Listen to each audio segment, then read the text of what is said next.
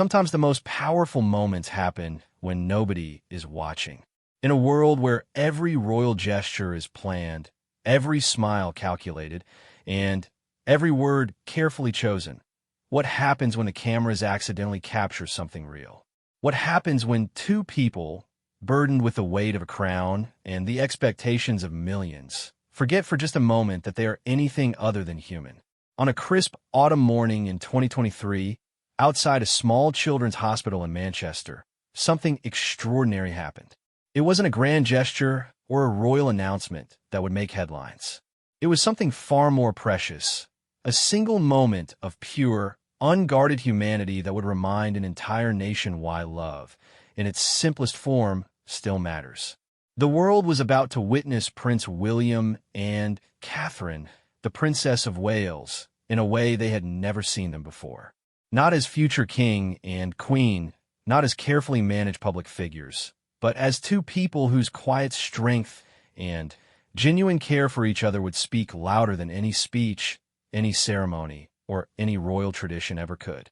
This is the story of how 30 seconds of unscripted tenderness would touch millions of hearts and prove that sometimes the most profound messages are delivered not through words, but through the gentle language of love that needs no translation. What you are about to read isn't just another royal story. It's a reminder that beneath crowns and titles, beneath public duty and private struggle, there beats the same human heart that lives in all of us. And sometimes, just sometimes, that heart speaks so clearly that an entire nation stops to listen. The morning mist clung to the windows of the black Range Rover as it pulled through the gates of Manchester Children's Hospital. Inside, Catherine, Princess of Wales, adjusted the collar of her navy coat for the third time in 10 minutes. Her fingers trembled slightly, though whether from the October chill or something deeper, she couldn't say. Beside her, Prince William reviewed his notes one final time, his jaw set in that familiar way it did when he was steeling himself for something difficult.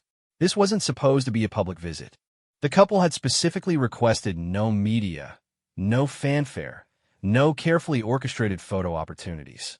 They wanted to visit the children quietly, privately, away from the glare of cameras and the weight of royal protocol. What they didn't know was that their simple act of wanting to give without receiving would soon become the very thing that captured the nation's attention. The hospital had been warned to keep things low-key. Dr. Sarah Manning, the chief pediatrician, had briefed her staff multiple times. No special preparations beyond the usual security sweep. No red carpets or formal ceremonies. The royal couple wanted to spend time with the children, nothing more, nothing less. It was refreshing, Dr. Manning thought, to meet royals who seemed more interested in giving comfort than receiving accolades. As their car came to a stop, Catherine took a deep breath. She had been visiting hospitals and charitable organizations for over a decade now, but children's hospitals always affected her differently. Perhaps it was her own experience as a mother to George, Charlotte, and Louis. Perhaps it was simply the raw honesty that children possessed, their inability to pretend that everything was fine when it clearly wasn't. Children didn't care about titles or protocols. They cared about whether you truly saw them, whether you truly cared. The automatic doors slid open with a soft whoosh, and the couple stepped into the sterile, brightly lit lobby. The smell hit Catherine immediately. That particular hospital scent of industrial cleaning products trying to mask something more serious underneath. She had learned, over the years, to let these sensory details wash over her rather than fighting them. They were part of the reality of these places, part of what made the work necessary. Nurse Jennifer Walsh was the first to greet them. A woman in her 50s with kind eyes and silver hair pulled back in a practical ponytail. She had worked in pediatric oncology for 23 years. She had met celebrities before, politicians, even royalty. But there was something different about this couple from the moment they walked in. They listened, really listened. When she explained the layout of the ward, their challenges with funding, their successes with new treatment protocols, both William and Catherine asked thoughtful questions that went beyond polite interest. The ward they were visiting housed children undergoing treatment for various forms of cancer. Ages range from toddlers barely walking to teenagers trying to maintain some sense of normalcy while fighting battles that no child should ever face. The staff had prepared the children and families for the visit, but they had also been careful not to build up unrealistic expectations. Some children were too sick to participate. Others might be shy or overwhelmed. The royal couple understood this completely. Their first stop was the playroom, where 7-year-old Emma was working on a puzzle with her grandmother. Emma had been receiving treatment for leukemia for 8 months. Her grandmother, Mrs. Patricia Hobbs, had been staying at the hospital's family accommodation, rarely leaving Emma's side. When Catherine knelt down beside Emma's chair, the little girl looked up with eyes that seemed far too wise for her age. "That's a beautiful puzzle," Catherine said softly, studying the partially completed image of a castle. "Are you planning to live in a castle someday?" Emma giggled, a sound that seemed to brighten the entire room. "Maybe, but first I have to get better. Grandma says when I'm all done with my medicine, we can go anywhere I want." "And where would that be?" William asked, settling into a chair that seemed comically small beneath his tall frame. Emma considered this with the seriousness that children bring to important decisions. "The seaside. I want to build the biggest sandcastle ever and let the waves knock it down. Then build it again." Catherine felt something catch in her throat. There was something about the way Emma spoke about the future with such certainty, such hope, that made Catherine want to protect that optimism at all costs. She reached out and gently touched Emma's hand, noticing how small and pale it looked, but also how warm it felt. Mrs. Hobbs watched this interaction with tears in her eyes. Later, she would tell reporters that it wasn't what the princess said that moved her, but the way she listened. She didn't rush. She didn't look at her watch. She was completely there with Emma in that moment. You can't fake that kind of tension. From the playroom, they moved to visit 12-year-old Marcus, who was in the middle of a chemotherapy session. Marcus was a football fanatic, and his room was decorated with posters of Manchester United players. When William mentioned that he was the president of the Football Association, Marcus's face lit up with an excitement that his illness hadn't been able to diminish. "Do you think I'll be able to play again?" Marcus asked, and there was something in the directness of the question that caught William off guard. Here was a 12-year-old boy facing one of the biggest challenges imaginable, and he wasn't asking for sympathy or special treatment. He was asking for hope. "I think," William said carefully, "that someone with your determination is going to find a way to do whatever makes him happy. Maybe that's playing football. Maybe it's coaching. Maybe it's something completely different that you haven't discovered yet. But I think you're going to be okay." It was the kind of answer that could have sounded like empty platitudes, but coming from William, with his serious expression and direct eye contact, it felt like a promise. Marcus nodded solemnly, as if he was filing this information away for future reference. The couple spent nearly 3 hours in the hospital that morning, far longer than originally planned. They visited with 15 different children and their families, each interaction genuine and unhurried. Catherine found herself thinking about her own children, safe at school, worrying about homework and weekend plans. The contrast was almost overwhelming. But it was in the adolescent wing where something shifted with a carefully maintained composure that both William and Catherine had perfected over years of public service began to crack in the most human way possible. 16-year-old Sophie was dying. The doctors had been honest with her family. The experimental treatments weren't working, and they were running out of options. Sophie knew this. Her parents, David and Linda Chun, knew this. And somehow, in the way that news travels through hospital corridors, William and Catherine knew this too. Sophie had requested to meet them, not because she was a particular fan of the royal family, but because she had a message she wanted to deliver.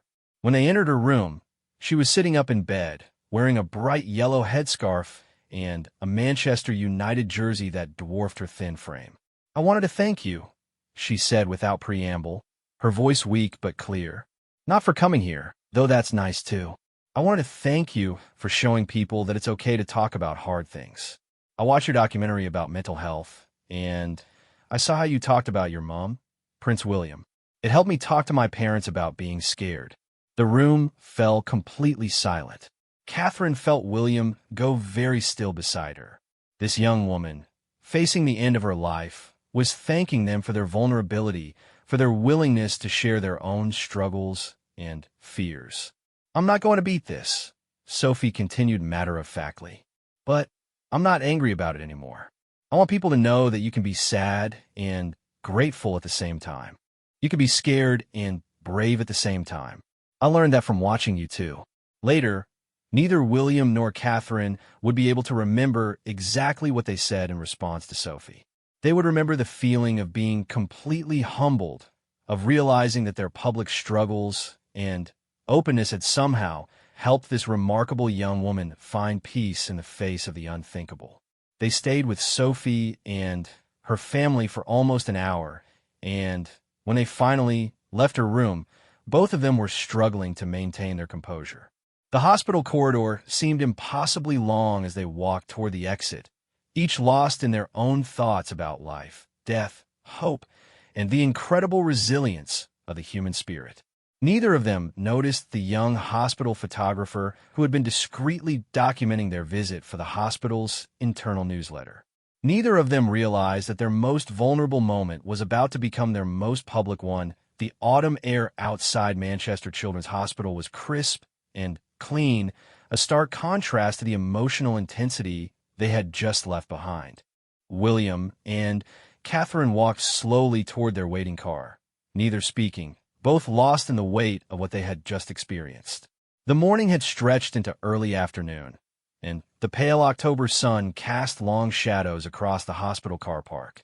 Catherine pulled her coat tighter around herself, not from the cold, but from a sudden feeling of exposure.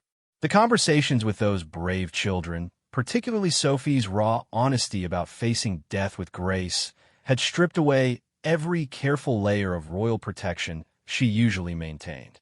She felt as though her emotions were written clearly across her face for anyone to read. 22-year-old James Morrison had started working as a hospital photographer just 6 months earlier. Fresh out of university with a degree in photojournalism, he had taken a job to pay off student loans while building his portfolio. His role was simple: document hospital events, capture positive moments for fundraising materials, and occasionally photograph visiting dignitaries for the hospital's newsletter.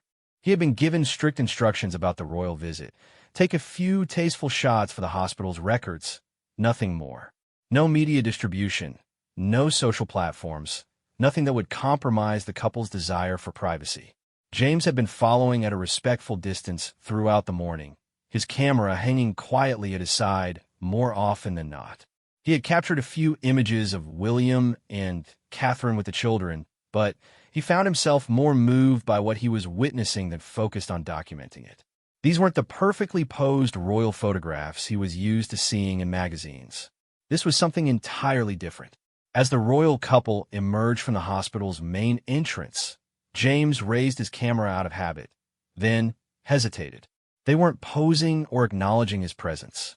They were simply two people processing an emotionally difficult morning. Protocol suggested he should ask permission before taking any photographs, but something about the scene before him made him pause. Catherine had stopped walking. She stood perfectly still on the hospital steps, her face turned away from William, one hand pressed against her mouth. Her shoulders were trembling slightly, and James realized she was crying. Not the delicate, camera-ready tears of a public figure, but the raw, overwhelming emotion of someone who had just been reminded of how fragile life could be. William noticed immediately. Without hesitation, without looking around to see who might be watching, he stepped toward his wife and gently placed his hand on her back. It was such a simple gesture, but there was something in the way he moved, the immediate way he responded to her distress, that spoke of a deep and private understanding between them. James found himself raising his camera without conscious thought. As a photojournalist, he had been trained to recognize moments that told stories beyond what was immediately visible. And this moment, he realized, was telling a story that the public rarely got to see. Catherine leaned back slightly against William's touch, her eyes closed, still fighting tears. William moved closer, his other hand coming up to rest on her shoulder. He leaned down and said something quietly in her ear, words that James couldn't hear, but that seemed to provide some comfort. Catherine nodded slightly and took a shaky breath. Then, William did something that James had never seen in any royal photograph. He gently turned Catherine toward him and pulled her into a full embrace, right there on the hospital steps. It wasn't a formal, public hug designed for cameras. It was the kind of hug that a husband gives his wife when she needs him, when the rest of the world stops mattering for just a moment. Catherine buried her face against William's shoulder, and James could see her taking several deep breaths, drawing strength from the solidity of her husband's presence. William's hand moved gently up and down her back in a soothing motion that spoke of years of providing this kind of comfort, of knowing exactly what she needed in moments like this. James pressed the shutter once, twice, 3 times. The camera's soft click seemed impossibly loud in the quiet afternoon air, but neither William nor Catherine seemed to notice. They were completely absorbed in this moment of mutual support, this private oasis of comfort in what had been an emotionally demanding day. After what felt like several minutes, but was probably only 30 seconds, Catherine pulled back slightly. William's hands moved to gently frame her face, and James watched as he used his thumbs to wipe away the tears that had escaped despite her best efforts to maintain composure. There was something infinitely tender in the gesture, something that spoke of a love that had been tested by public scrutiny and private challenges but had emerged stronger. Catherine managed a small smile and said something that made William smile in return.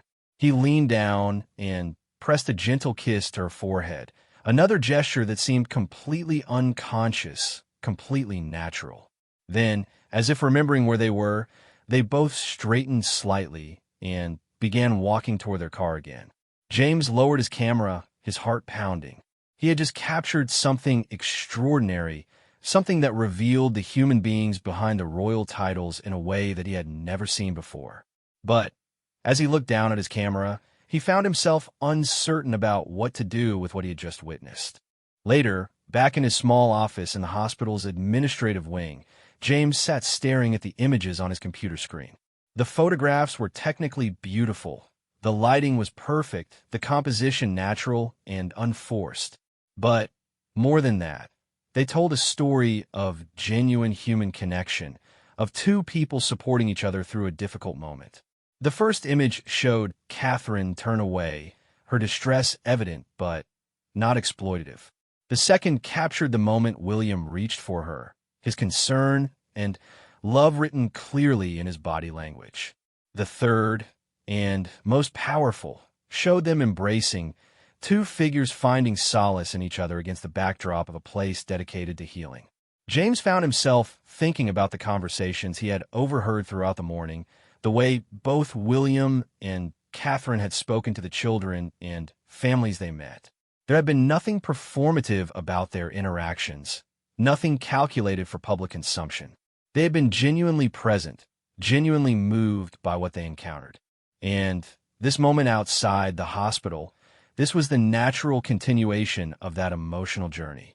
They had been deeply affected by what they had seen and heard, particularly by young Sophie's remarkable courage and wisdom. Catherine's tears weren't weakness. They were the appropriate response of someone who still had the capacity to be moved by human suffering and resilience. James knew that these photographs could change how people saw the royal couple. In an era where public figures were often criticized for being out of touch or overly managed, here was evidence of 2 people who were deeply, genuinely human. But he also knew that releasing them would violate their privacy, would turn what should have been a private moment into a public spectacle. He spent the rest of the afternoon wrestling with this dilemma. As a photographer, he recognized the power of the images. As a human being, he questioned whether he had the right to share such an intimate moment. The royal couple had specifically requested privacy for their visit. They had trusted the hospital to respect that privacy. Publishing these photographs would be a betrayal of that trust. But as James thought about the morning's events, about the children they had met, and the families they had comforted, he began to see another perspective. Perhaps these images weren't just about William and Catherine's private moment. Perhaps they were about something larger, about the kind of leadership and humanity that the public rarely got to witness. The hospital's communications director, Maria Santos, stopped by his office late in the afternoon. She had heard from several staff members about how moved the royal couple had seemed by their visit, and she was hoping James had captured some images that could be used for the hospital's fundraising efforts. When James showed her the photographs, Maria went very quiet. She studied each image carefully, her expression shifting from professional interest to something deeper. Finally, she looked up at James with tears in her own eyes. "These aren't just photographs," she said quietly. "These are proof that there are still people in public life who allow themselves to be truly affected by what they see, who don't hide behind professional distance or royal protocol. Do you realize how rare that is?" James nodded slowly. He was beginning to understand that what he had captured might be more important than his own discomfort about privacy. In a world where public figures were often criticized for being performative or disconnected, here was evidence of authentic emotion, of two people who still allowed themselves to be moved by human suffering. "What we do with them?" James asked. Maria was quiet for a long moment, studying the images again. "I think," she said finally, "that we need to ask ourselves what serves the greater good here. These children, these families, they deserve to have their stories told. And maybe, just maybe, showing the world how deeply their stories affected two of the most recognizable people in Britain will help others pay attention." That evening, James sat in his small flat, still staring at the photographs on his laptop screen. He thought about Emma, building her castle puzzle while dreaming of seaside adventures. He thought about Marcus, asking with such direct hope whether he would play football again. And he thought about Sophie, offering gratitude and wisdom in the face of unimaginable loss. He thought about William and Catherine, walking through those hospital corridors with such genuine attention and care, asking thoughtful questions and offering real comfort.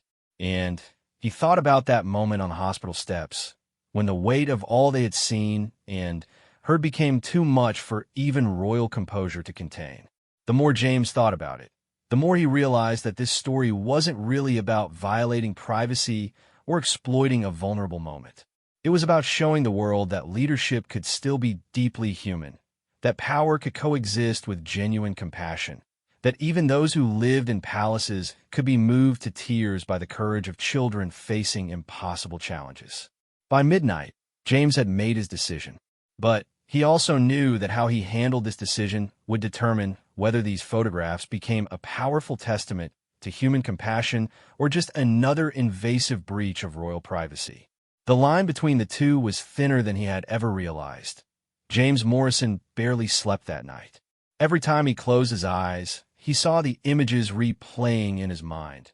Not the photographs he had taken, but the actual moment itself. The way William had moved instinctively toward Catherine. The way she had allowed herself to be vulnerable in his arms. The way two people who lived their lives under constant scrutiny had forgotten, for just 30 seconds, that anyone was watching. By dawn, he had made a decision, but it came with conditions that would prove to be as important as the decision itself. The first call he made was to Dr. Sarah Manning, the hospital's chief pediatrician. James explained what he had captured and his internal struggle about what to do with the images. Dr. Manning listened carefully, then asked a question that surprised him. "James, in your opinion, do these photographs show the royal couple in a positive light? Do they represent them as you observe them during their visit?"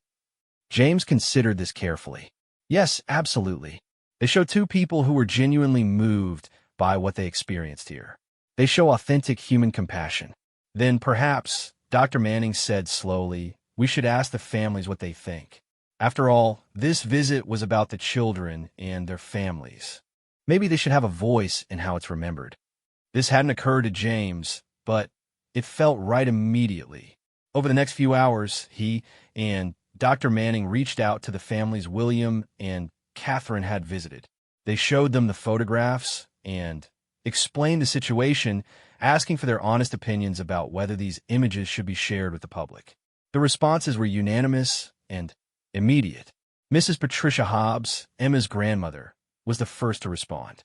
Those pictures show exactly who they were when they were here with Emma. They weren't performing or pretending. They were real people being moved by real stories. I think the world needs to see that kind of realness. Marcus's father, Tony Williams, had an even stronger reaction. My son has been following the royal family since he was little, not because of the crowns and palaces, but because Prince William talks openly about mental health and losing his mom. Marcus needs to see that strong people can cry, that caring about others is something to be proud of, not something to hide. But it was Sophie's parents, David and Linda Chun, whose response sealed James's decision. When they saw the photographs, Linda began crying immediately. Sophie spent her last weeks telling everyone who would listen that you can be sad and brave at the same time. These pictures prove that. They show two people who have everything the world thinks matters, and they're crying because they met our daughter. They're crying because they understand that what really matters isn't crowns or titles. It's the connection between human hearts. David Chun added something that James would remember for the rest of his life. Sophie wanted people to know that vulnerability isn't weakness. She said the princess and Prince taught her that by sharing their own struggles. Now they've shown it again, just by being human. Sophie would want people to see this. Armed with the family's blessing, James made his second crucial decision. He wouldn't sell these photographs to a tabloid or magazine. He wouldn't allow them to be sensationalized or used to create scandal. Instead, he would release them through the hospital's own communications channels, with a story that focused not on the royal couple's private moment, but on the incredible children and families who had moved them to tears. Maria Santos, the hospital's communications director, worked with James to craft a press release that would frame the story appropriately. They decided to focus on the impact of the visit on both the families and the visitors, emphasizing the genuine connections that had been formed and the way the experience had affected everyone involved. The press release read, in part, "During their private visit to Manchester Children's Hospital yesterday, Their Royal Highnesses the Prince and Princess of Wales were deeply moved by the courage and wisdom of the young patients they met." The following images capture a moment outside the hospital where the emotional impact of these encounters was evident. With the full permission of the families involved, we share these images as a testament to the power of human compassion and the remarkable strength of the children who inspire us all. The hospital released the photographs on their website and social media channels on a quiet Thursday morning, exactly 1 week after the royal visit. They included brief, respectful descriptions of some of the families William and Catherine had met, always with the family's permission and always focusing on the positive impact of the visit. The response was immediate and unlike anything James had ever witnessed. Within an hour, the hospital's website had crashed from traffic. The photographs were being shared across every social media platform, but not in the way James had feared. Instead of criticism or invasion of privacy complaints, the response was overwhelmingly positive. People were sharing the images with comments about authenticity, about the importance of showing emotion, about leadership that didn't hide behind artificial composure. The story was picked up by major news outlets within hours, but again, the coverage was respectful and focused on the positive message. Headlines read, "Royal couple shows the heart of true leadership," and "A moment of humanity that speaks volumes," rather than the sensationalized, invasive coverage James had worried about. But it was the response from ordinary people that truly moved James.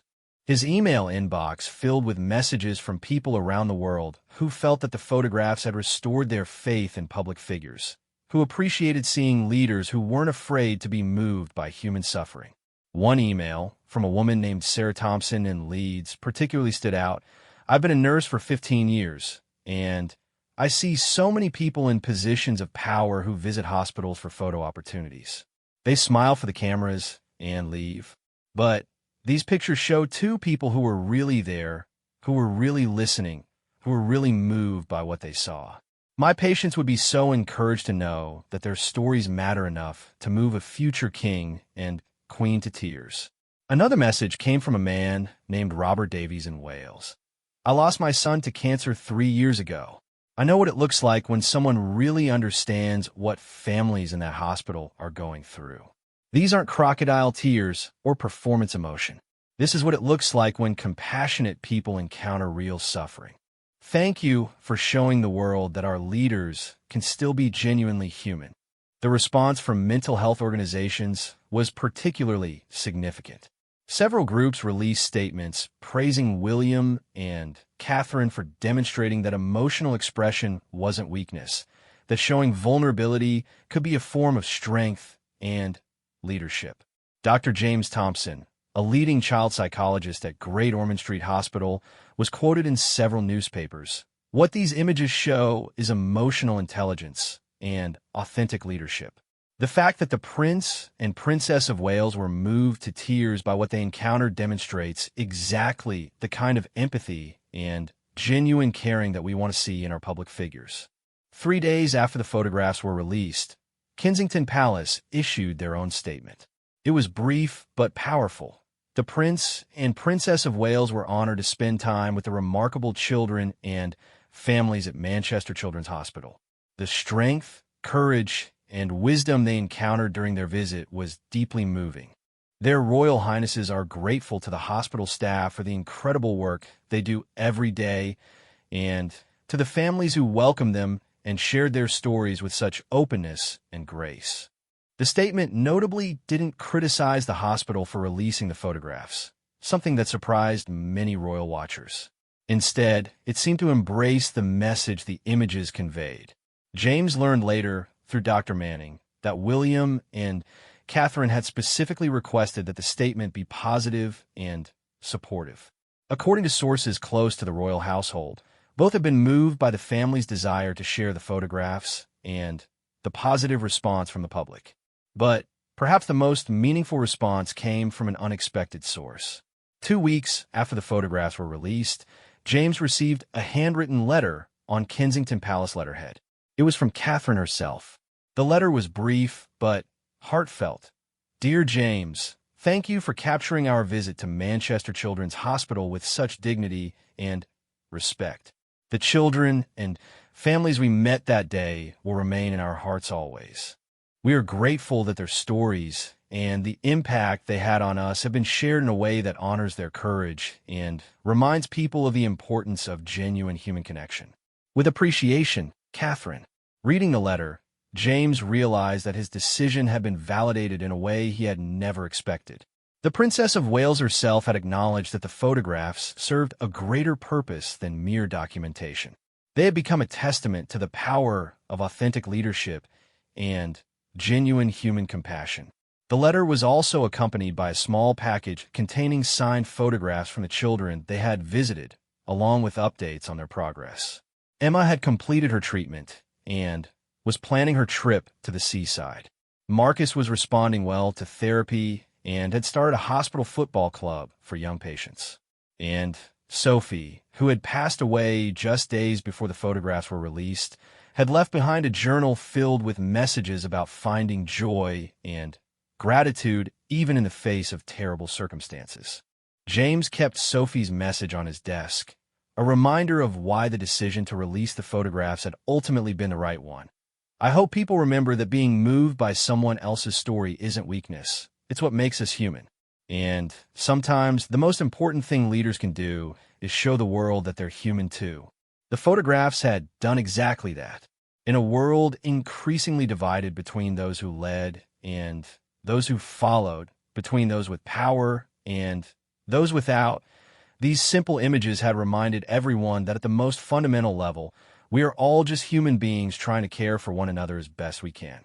And sometimes James realized that's the most important message of all. 6 months after that quiet October morning. The ripple effects of those 30 seconds captured on camera were still spreading across the globe in ways that no one could have predicted. Manchester Children's Hospital had seen a 340% increase in donations since the photographs were released. But more importantly, they had received over 2,000 volunteer applications from people who said they were inspired by the royal visit and wanted to give back to their community. Dr. Sarah Manning found herself fielding calls from other hospitals around the world, all wanting to understand how they had managed to capture such genuine interaction between public figures and patients. The answer, Dr. Manning realized, wasn't about photography or public relations. It was about creating an environment where authenticity was possible, where even the most scrutinized public figures could forget about cameras and protocols long enough to simply be present with people who needed them. Emma Morrison, the 7-year-old who had been building castle puzzles during the royal visit, had indeed made it to the seaside. The photograph of her building an elaborate sandcastle while wearing a bright yellow sun hat had been shared thousands of times on social media, often alongside the original hospital photographs. Her grandmother, Mrs. Patricia Hobbs, had started a blog about their experience that had gained international attention. "People asked me what made that visit special, Mrs. Hobbs wrote in one post that went viral. It wasn't the titles or the fancy clothes. It was the way they listened to Emma like her dreams mattered as much as any adult's. It was the way they sat in those tiny chairs and forgot they were important people for a moment. That's what real leadership looks like." Marcus Williams had not only returned to playing football, but had started a youth league for children who had experienced serious illnesses. His father, Tony, often spoke at fundraising events about the impact of seeing strong people show emotion. "My son learned that day that crying doesn't make you weak, it makes you human." That lesson has shaped how he approaches everything in his life now. The league Marcus started had grown to include teams in 12 cities across the UK, all focused on providing sports opportunities for young people dealing with health challenges. The program had caught the attention of several Premier League teams, who had begun offering coaching support and equipment donations. But perhaps the most profound impact came from a source no one had expected. Sophie Chin's journal, which her parents had shared excerpt from in interviews following her death, had been turned into a book. Being Brave and Sad Together, Letters from Sophie became an international bestseller, with all proceeds going to fund mental health resources for young people facing serious illness. The book's publisher, Emma Richardson from Bloomsbury, had been moved to tears when she first read Sophie's writings. Sophie had this incredible ability to find wisdom in the most difficult circumstances, Emma explained. But what made her words even more powerful was knowing that her message about vulnerability and strength had resonated with people like the Prince and Princess of Wales. One particular passage from Sophie's journal had become widely quoted, appearing on motivational posters, social media posts, and even in graduation speeches around the world.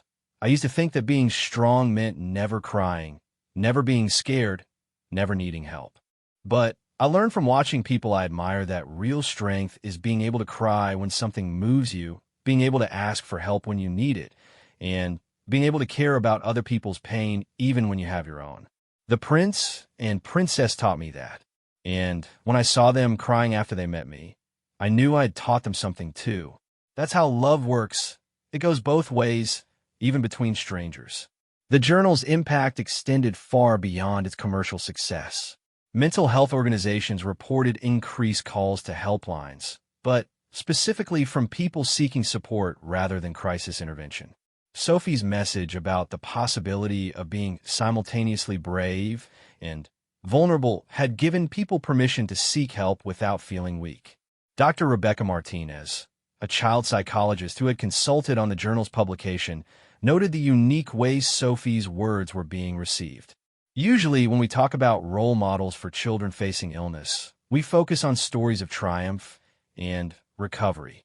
Sophie's story is different because it's honest about the fact that not every battle can be won, but every life can have meaning and every person can make an impact."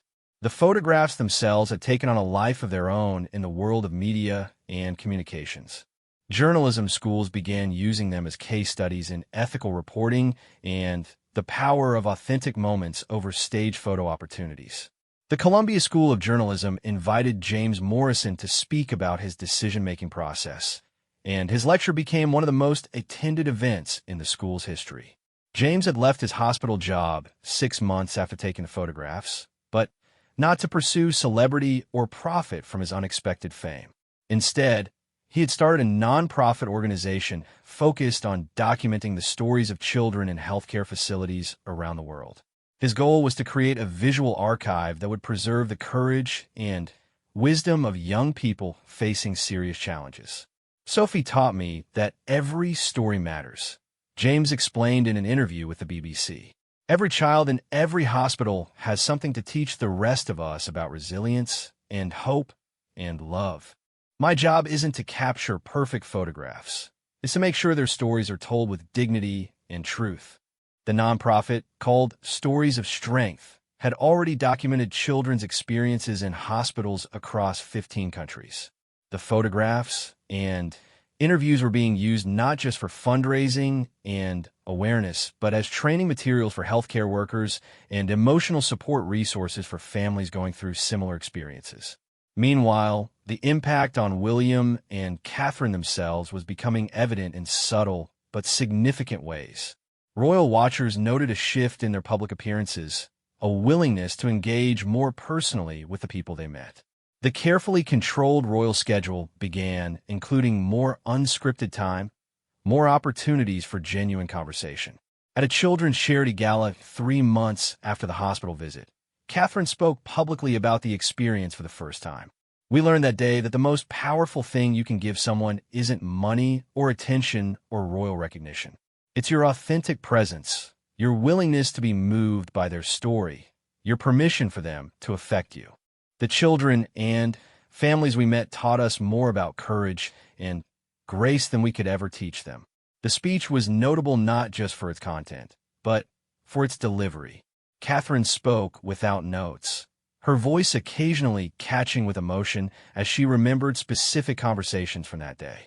It was the kind of authentic public speaking that royal communications experts had spent years trying to achieve through coaching and preparation, but which had emerged naturally from genuine experience. William, too, began speaking more openly about the impact of that visit on his understanding of leadership and service. At a mental health conference in Edinburgh, he referenced the hospital visit directly. True leadership isn't about maintaining composure at all costs. Sometimes the most important thing you can do is allow yourself to be moved by what you see, to let other people's experiences change you. That's what happened to us that day, and we're better people and better public servants because of it. The conference audience, consisting primarily of mental health professionals and policymakers, gave him a standing ovation, but not for his royal status. They applauded because he had articulated something many of them had struggled to express. That professional competence and emotional availability weren't contradictory. They were complementary. Back at Manchester Children's Hospital, the original site of that transformative morning, the impact continued to unfold in unexpected ways. The hospital had established the Sophie Chun Foundation for Honest Conversations, focused on training healthcare workers to have authentic, hope-filled discussions with young patients about serious topics.